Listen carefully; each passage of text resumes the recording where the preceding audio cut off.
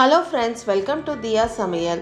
இன்னைக்கு நம்ம சமைக்க போகிற ரெசிபி என்னன்னா, பூண்டு வரமிளகா போட்டு நல்ல காரசாரமான ஒரு சட்னி தான் பண்ண போகிறோம். இந்த சட்னியோட டேஸ்ட்டுக்கு பார்த்தீங்கன்னா 4-5 இட்லி எக்ஸ்ட்ராவே சாப்பிடுவாங்க. வாங்க எப்படி செய்யறதுன்னு பார்க்கலாம். அதுக்கு முன்னாடி இப்போதான் ஃபர்ஸ்ட் டைம் என் சேனலை பார்க்குறீங்கன்னா, என்னுடைய வீடியோ உங்களுக்கு பிடிச்சிருந்தா சப்ஸ்கிரைப் பண்ணி பக்கத்தில் இருக்க பெல் ஐக்கானை கிளிக் பண்ணுங்க. அப்படியே மறக்காம ஒரு லைக்கை போடுங்க. வாங்க இப்போ எப்படி செய்யறதுன்னு பார்க்கலாம்.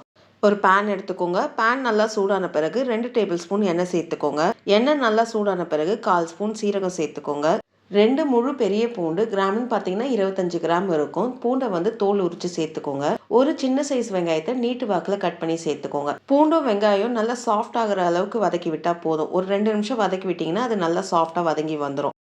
பூண்டும் வெங்காயமும் நல்லா சாஃப்ட் ஆகிற அளவுக்கு வதக்கி விட்டாச்சு. இப்போ இதில் 4 வரமிளகாய் சேர்த்துக்கோங்க. 4 காஷ்மீரி மிளகாய் சேர்த்துக்கோங்க. உங்ககிட்ட காஷ்மீரி மிளகாய் இல்லைன்னா 2லேருந்து 3 வரமிளகாய் உங்கள் காரத்துக்கு ஏற்ப சேர்த்துக்கோங்க. அரை நெல்லிக்காய் சைஸ்க்கு புளி சேர்த்துக்கோங்க. இப்போ எல்லாம் ஒன்று சேர ஒரு நிமிஷம் வதக்கி விட்டுக்கோங்க. இந்த சட்னி கொஞ்சம் காரம் சுல்லுன்னு தான் இருக்கும். உங்களுக்கு காரம் ரொம்ப கம்மியாக வேணும்னா அதுக்கேற்ற மாதிரி நீங்கள் மிளகாவை சேர்த்துக்கோங்க.